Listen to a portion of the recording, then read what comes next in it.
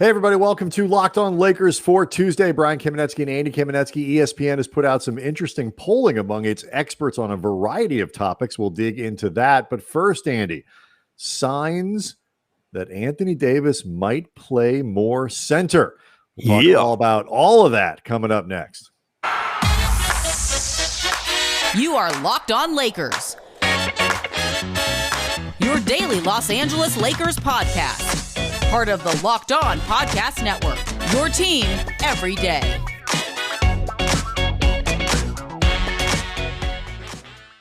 Yeah, so lots to get into with that ESPN stuff. Some really interesting numbers coming out of there with their panel of experts. Do want to let you know that Tuesdays on the Locked On NBA podcast, it's East meets West.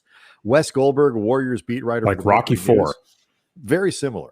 And host of Locked On Warriors, and David Ramel, host of Locked On Heat. They tackle the biggest NBA stories of the day, coast to coast. Follow the Locked On NBA podcast wherever you get your podcasts. Before we get to the ESPN stuff, though, Anthony Davis playing the center position for the Lakers this year, more than he did last year, even more than he did when the Lakers won the title a couple years back. Obviously, has been central to the discussions about the new roster, about what the Lakers are going to be doing. We have seen possible indications that maybe kind of sort of based on the way they're putting things together, he might do it. We got a little bit of a tiny nugget of reporting that it actually could happen. Yeah, this came in a piece from Zach Harper over at The Athletic. He's been doing these really good offseason breakdowns for all the different teams across the league in terms of what they did, how effective their offseason's been, all that stuff. And his came out on Monday for the Lakers. And part of his reporting in there came from Bill Oram, who answered a few questions that have been on his mind as a Lakers beat writer for the site. And among them was Anthony Davis, how often he would be playing at center. And Bill's piece for Zach said, quote, sources have indicated throughout the summer that Davis is not only willing to play more minutes at center, but to start games there. That will allow Frank Vogel to utilize more of his new shooting weapons alongside Russell Westbrook. You can break this down however you want, but the part that really matters here is the amount of time. If he spends 70% of his time at center but doesn't start there, fine, I can live with it. It's not just about how much better it makes AD, although I think it does help him. It makes the team so much better, as Bill says there.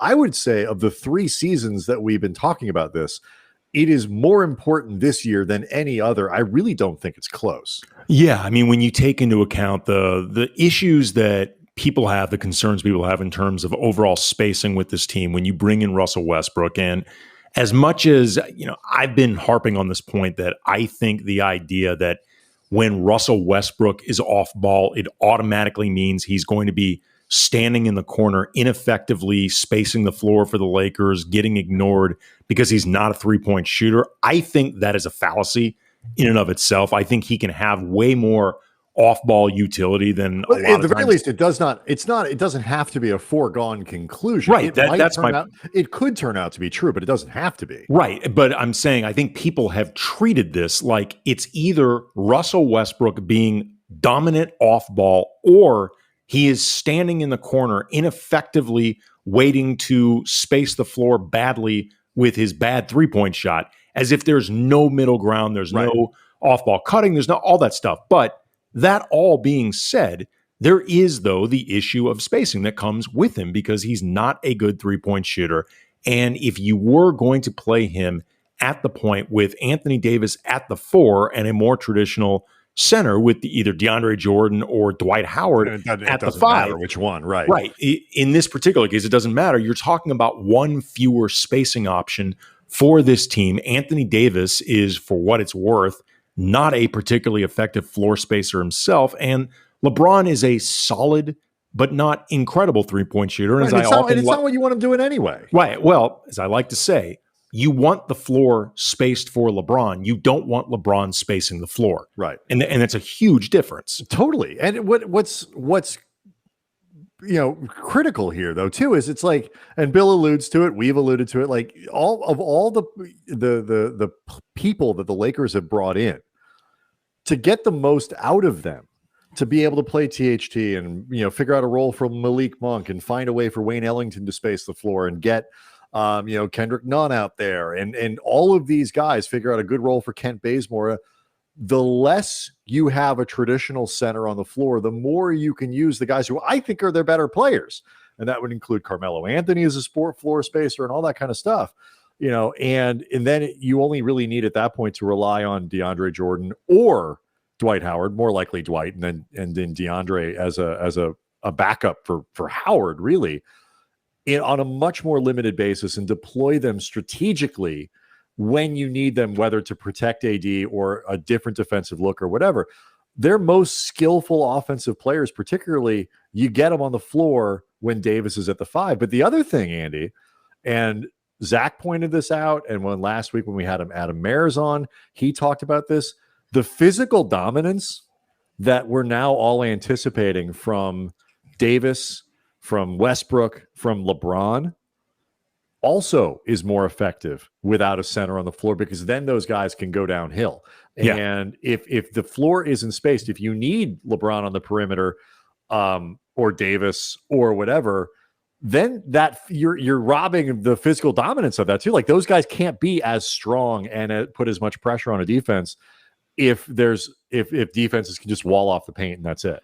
Yeah, I mean, I don't think it's as easy said as done in terms of just walling it off. And when you're talking about forces like LeBron and Russell Westbrook and Anthony Davis, I think, frankly, with any other spacing options out there or non-spacing options, those three guys in and of itself just create that type of pressure. I'm not saying you can. But it makes it easier. Well, you're not maximizing it the other way. Correct. That's the problem. What I'm getting at. You are not maximizing what you could do running the floor when you can have that force going at the rim and guys flaring out, and you really start putting defenses to decisions as opposed and prioritizations with those decisions, as opposed to just walling off the paint, which again I think is easier said than done with those three. But it's the obvious move. I'm just talking about. I'm not even talking about the break. I'm talking about the half court. Sure. When you guys get there, the ability to get Westbrook in the half court going downhill, LeBron going downhill towards the basket, all that is just easier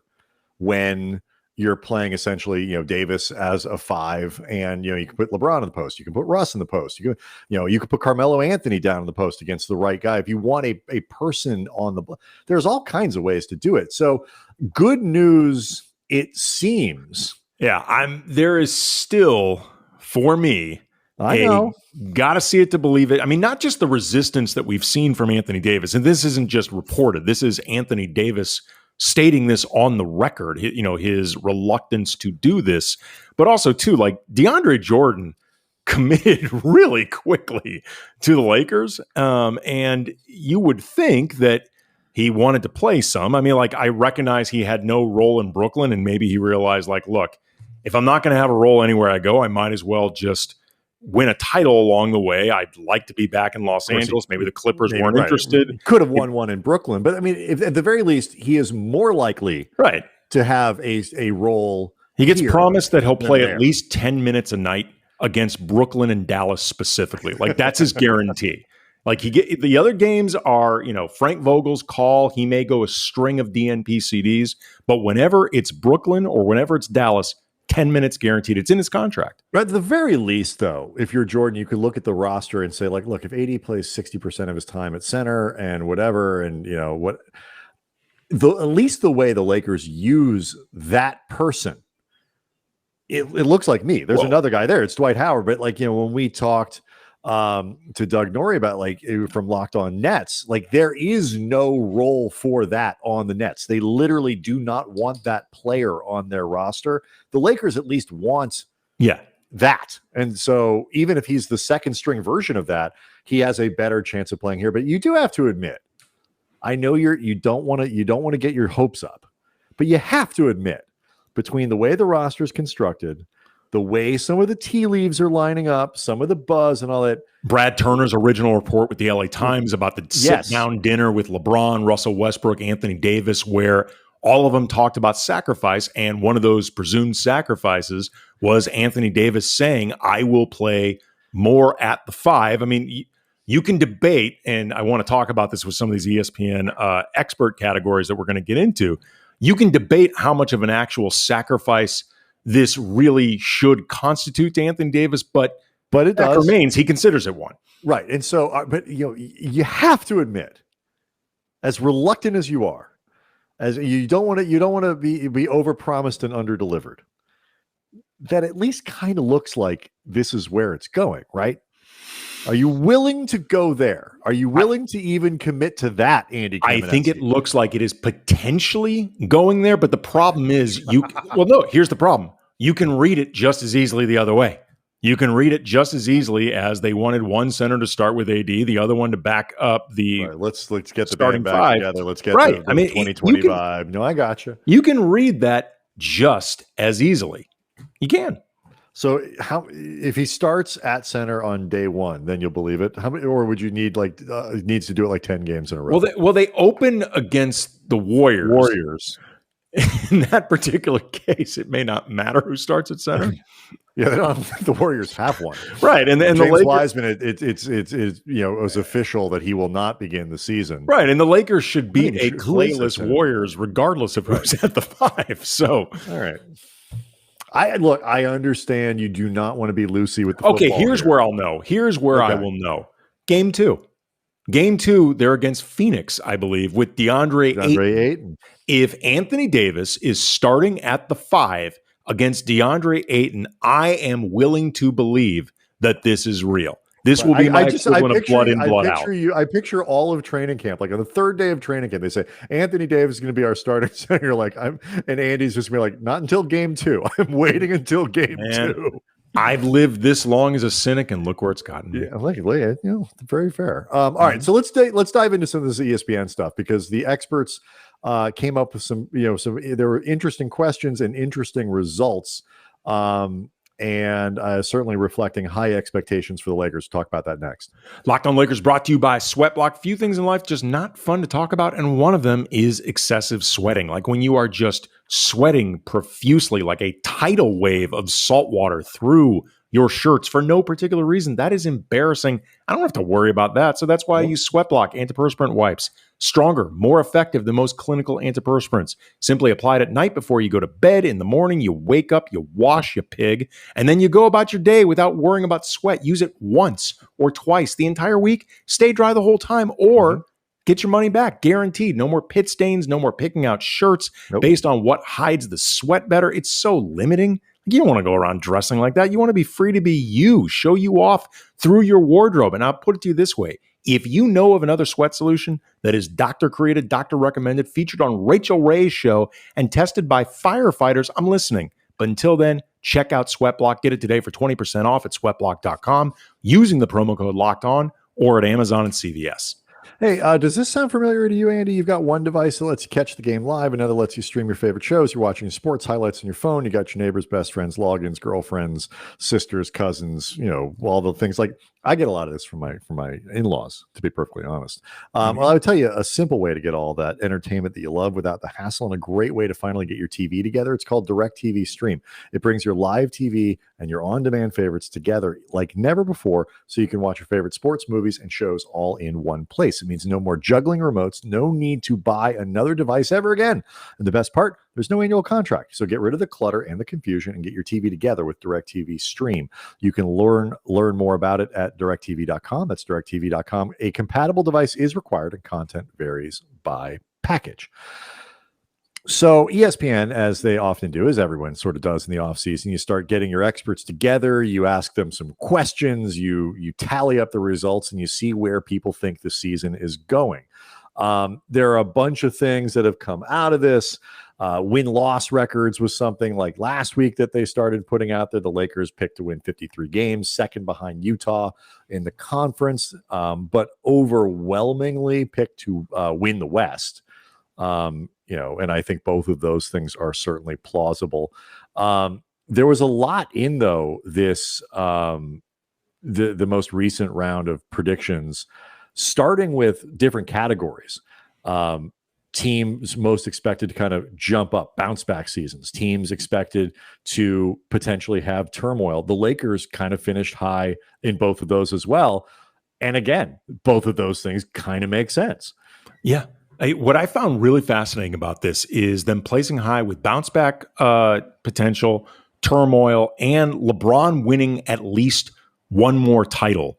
Came in at, I believe, 85%. 85% think he'll win one more. Yeah. One more with the Lakers. 15% saying 0. And combine that with what you talked about before, Brian, with them winning 53 games and winning the West. You've got a lot of different scenarios which could theoretically take a team in a bunch of different directions. Mm-hmm. And what's crazy to me is that none of it actually feels like it's truly in conflict with each other.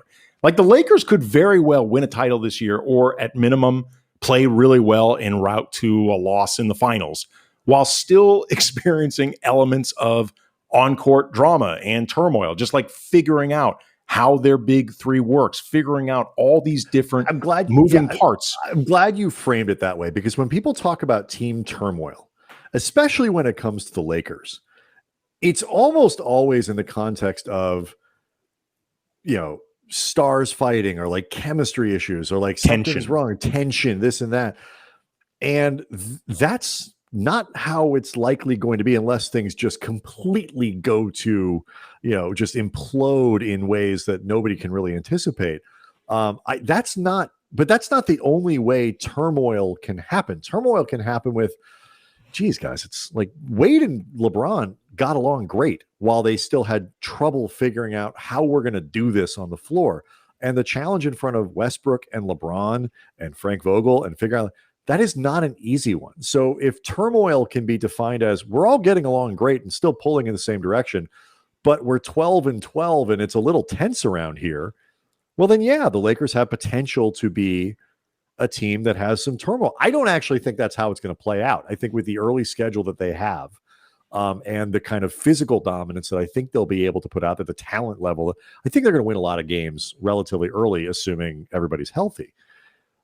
But as we established, Brian, the league wants it that way. Right. But it's like you don't have to stretch that far in your brain to come up with a scenario where, geez, the first 20 games could be a little tough. And like that's in this town with these expectations. And again, it's all completely tied to the idea that if this team doesn't win a championship, it is a disappointment.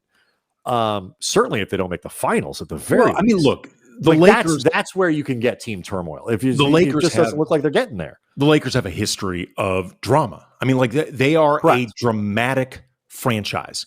Like, and I think it's most famously associated with Kobe and Shaq, and the very outward feuding going on between those two, and Phil Jackson, playing both referee and encourager of the feuding at the same time, manipulating it in ways that, brought out the best in the team and also really made the thing a hell of a lot harder than it needed to be.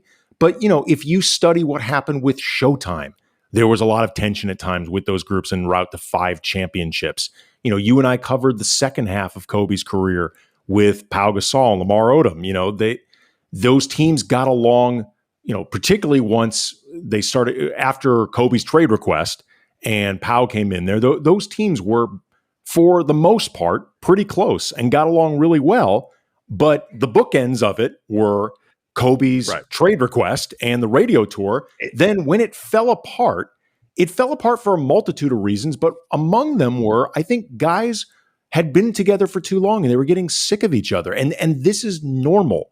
But when it's the Lakers, you scrutinize this shit to death. And it's also, that's just the way go back to, there was drama in the Showtime era. There was just it is a dramatic franchise. And they made a dramatic trade that cranked all this up with the acquisition of Russell Westbrook. And before that, everything that went on with getting Anthony Davis and the way, Brandon Ingram, Lonzo Ball, Kyle Kuzma were all just publicly dangled, not just by the franchise, but frankly, that was much more the type of turmoil that I think people are talking about.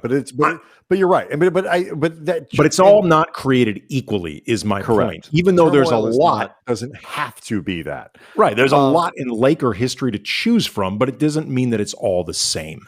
I want to focus on the LeBron thing because I found that answer, the idea that 85% of these people, while he's still a Laker, whether that's 2 years, 3 years, 4 years, however long you think he's going to play, that he's going to get at least one more title. 85% is an overwhelmingly large number. It's also not the safe guess there, the safe assumption. So I want to talk about that next.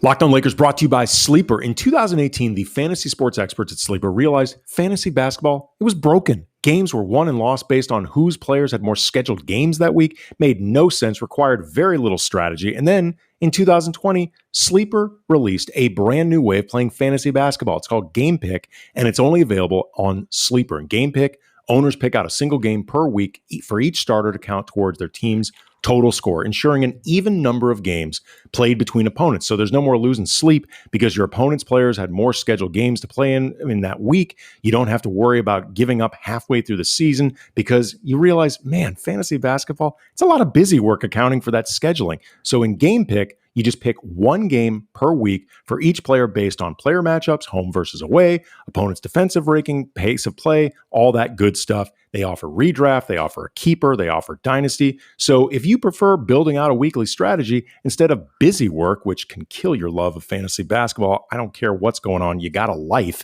you're going to love Game Pick. So download the Sleeper app, start a league with your friends today. You will not be disappointed.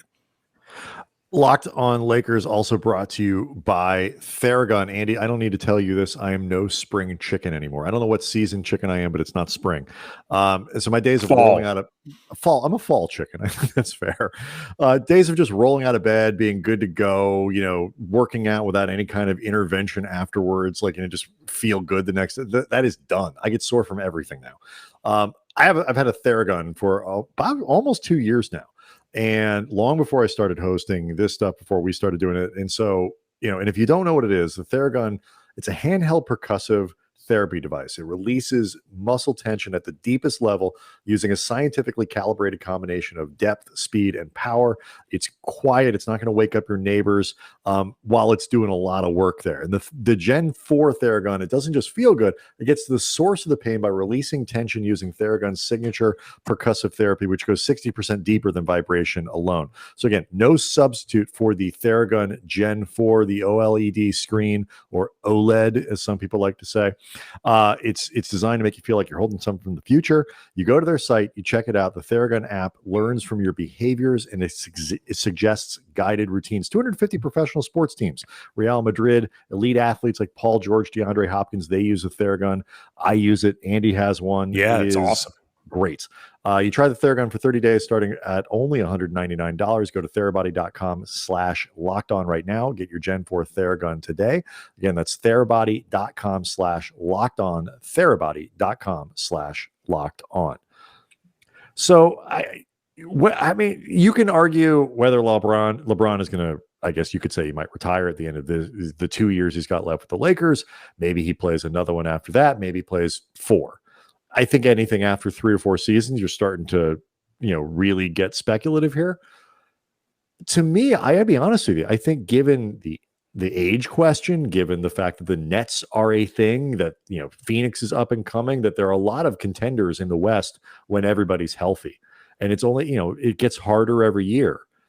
The idea that everybody's pretty much convinced on this ESPN panel, 85% of them think that LeBron is going to get at least another title while he's with the Lakers, to me is a tremendous sign of respect for the quality of play that LeBron is still at and the level of play that he's still playing at, and the quality of the team and sort of the belief in the franchise. They're going to get it done at least once, because I still think in any given season, the safest bet probably with any team is the field. I saw that as a big sign of respect for where LeBron is. I mean, look, the level that he is playing at right now still has been absolutely unprecedented. I mean, there is no template for what LeBron has been doing these last several years. I mean, if you look at the mileage that he's accumulated as a player and the responsibility that he's had while accumulating that mileage. Like, I remember when you and I were with The Athletic, heading into LeBron's first season with the Lakers, I wrote a piece about my concern with LeBron's mileage. And I compared where LeBron was when he was about to join the Lakers to where Kobe was pre-Achilles tear. Like at that moment, LeBron had already lapped those minutes. Like he already was past what Kobe had done. And Kobe, I think it's a pun, I guess, unintended. Kobe had done some work. Kobe was doing work by that point. I mean, he had put on a lot of miles and put on a lot of minutes to that point. And, Kareem played for, I think it was 21 seasons or whatever, but the last several years of Kareem's career, he was still good, but he was not being he wasn't the GOAT at that point. Right. There is absolutely no comparison point for LeBron. And what we've seen is outside of injuries that are pretty, I don't want to say severe in terms of the injury themselves. I mean severe, like in the sense that they are like a physical force to be dealt with. Like what happened with his groin was kind of a violent thing when you look back on it. The groin injury during his first season with the Lakers, or Solomon Hill running into his ankle. Like these are like severe, violent type of injuries. If you remove those, like the daily wear and tear has seemed at least remarkably small. And he has this incredible understanding. At the very least, it has an impact. Like you go to the per 36 numbers, things like that, some of the advanced numbers, like they are. I mean, is he peak LeBron back from the early 2012 to like no, but like he is remarkably consistent in the output, in the quality of the output, in all of that stuff. It doesn't change much. And to your point about injury, though, Andy, we both make this point all the time. Your body doesn't know the difference between Solomon Hill crashed into my ankle and I twisted it coming down awkwardly. Like your high ankle sprain doesn't know the difference or care. Right. No. And so, like he has now suffered that injury. But I do think sort of as you start to catalog some of these things, the amount of non-contact injuries, the amount of soft tissue stuff that pops up where it isn't a fluky kind of thing where bodies crash into each other in the wrong way, I think you can still make a little bit of that distinction. And it would be slightly more worrisome to me if he kept kind of piling up those small soft tissue things. It's a non-contact thing. He comes down awkwardly and limps. So like, I do see a little bit of a difference there, even with the caveat, like his ankle doesn't know the difference. So even with the physical stuff, he's still remarkably, I trust him to be healthier this year than either Westbrook or Davis. He's just becoming a guy that you become really nervous to bet against. I mean, like it's like the way on the Dan Le Batard show with Stu Gatz. Stu Gatz has that running joke about Tom Brady, where he always tells Dan and everybody else in the studio, don't doubt him. I care about you. Like right. Brady's 44 years old and he's just recently removed from a 5-touchdown game. And it's ridiculous. And have there been times where Tom Brady has looked like he's been in decline? Yes, but it has never been sustained. And for reasons that are just insane, he is now looking like that dude from several years ago. And it's reached a point where even if it doesn't make sense, and even if the logical part of your brain is saying you have to bet against a guy who's 44 years old playing in the NFL, I don't know how many years now he's been in the league. When you watch what's happening, the illogical Unitas. Yeah, the illogical part of your brain that is also watching the context of what makes it feel illogical is saying, I can't do it. So, and that's where LeBron's at right now. Yeah, we'll get to, let's do Anthony Davis before we quit here today. If you I'll say 3 years.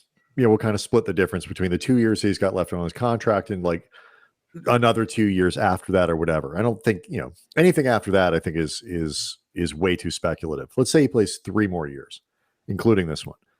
Would you bet he wins a title? Yes, me too.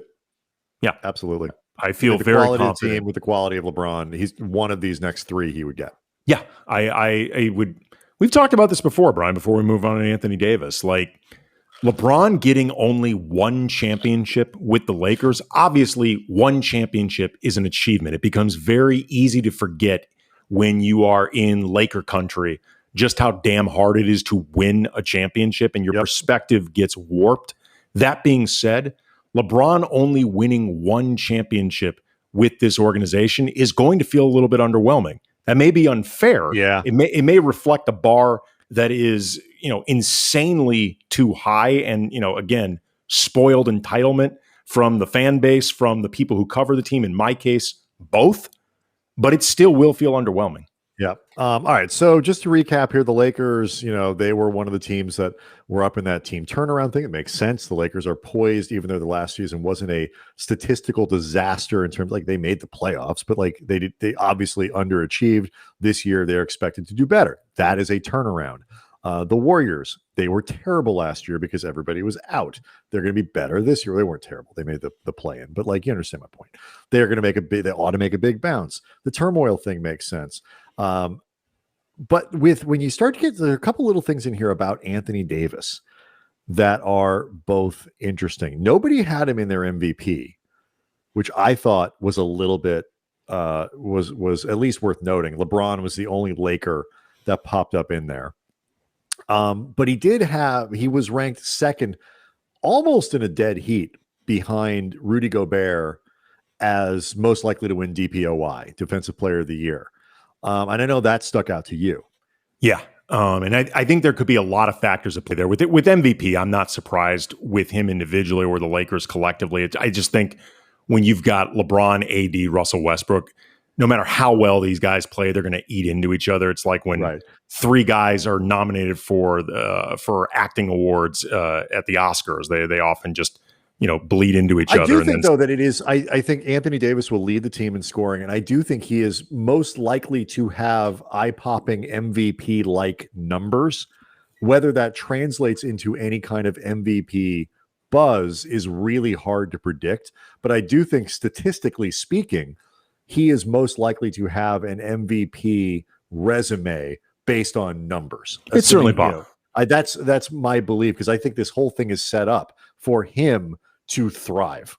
Yeah, it's certainly possible. But when you think about Defensive Player of the Year, there are a lot of potential factors there. There's the expectation of him playing more at center. There's an anticipation that he is really motivated coming off what's considered a down season. I think there could be some legitimately, by the way, it was that's not media overblowing it. That was a bummer of a season for AD. Yeah. I think there also could be some Rudy Gobert fatigue / ridicule, considering the way the playoffs went for Utah last year, even though I think Rudy Gobert might be taking a bit too much of that blame. He is certainly the focus of it.